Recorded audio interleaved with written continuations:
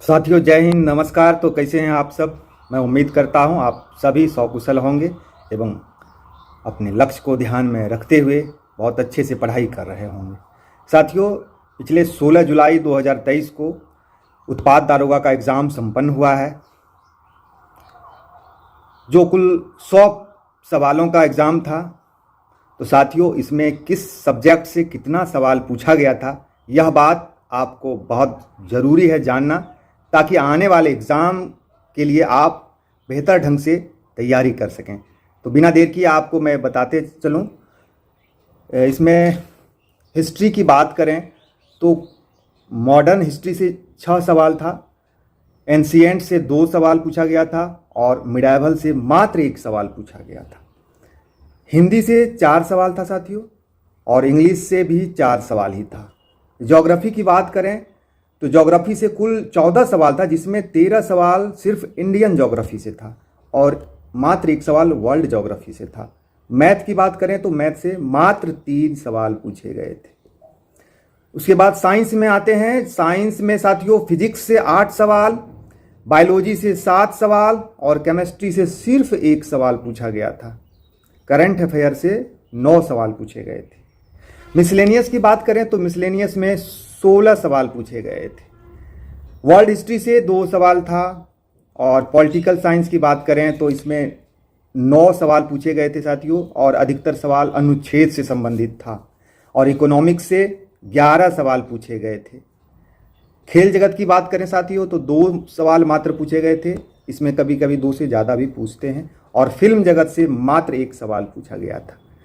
तो आपको किस सब्जेक्ट पर कितना ध्यान देना है, आप ये अंदाज़ा लगा सकते हैं। हिस्ट्री में भी साथियों हमेशा से मॉडर्न हिस्ट्री से अधिक सवाल रहता है। हमेशा से यह बात ध्रुव सत्य पाया गया है कि मॉडर्न हिस्ट्री से ज़्यादा सवाल पूछे जाते हैं। इसलिए मॉडल, मिडाइवल और एंशिएंट में आप मॉडर्न को बहुत अच्छे से पढ़ाई करेंगे, फिर एंशिएंट को पढ़ेंगे, अब उसके बाद मिडाइवल पर आप ध्यान दे सकते हैं। ज्योग्राफी को भी बहुत अच्छे से पढ़िए साथियों, और साइंस में फिजिक्स और बायोलॉजी को बहुत अच्छे से पढ़ाई करिए। और जो अभी फॉर्म भरने वाले हैं या भर रहे हैं या भर दिए हैं, उसके लिए तो करंट अफेयर्स बहुत ज़रूरी है। लेकिन जो अभी फॉर्म फिलअप करने की स्थिति में नहीं है, जो अभी इंटर में, डिग्री में पढ़ाई कर ही रहे हैं और वो तैयारी करना चाहते हैं या तैयारी कर रहे हैं, तो उसे करंट अफेयर्स पढ़ने की ज़रूरत नहीं है। आप बेसिक तैयारी करिए साथियों। और इस एग्ज़ाम में जो बेसिक आधारभूत सवाल जो पूछा गया था साथियों, अधिकतर सवाल लुसेंट से है। तो इसलिए आप जो है अधिक किताबों पे ना जा कर के एक किताब पढ़ें साथियों। लुसेंट को बहुत अच्छे से पढ़ें, आपका काफ़ी हद तक जो है आपका आधारभूत और विविध सवाल जो है वो तैयार हो जाएगा। लुसेंट बहुत अच्छी किताब है, और इसके अलावा भी आप पढ़ने वाले बहुत कुछ पढ़ सकते हैं। लेकिन हमको लगता है साथियों, बिहार कांस्टेबल हो, बिहार उत्पाद दारोगा हो या बिहार दारोगा, डायल 112 दारोगा के लिए साथियों, जीके जीएस के लिए लुसेंट बहुत अच्छी किताब है, बहुत अच्छी किताब है।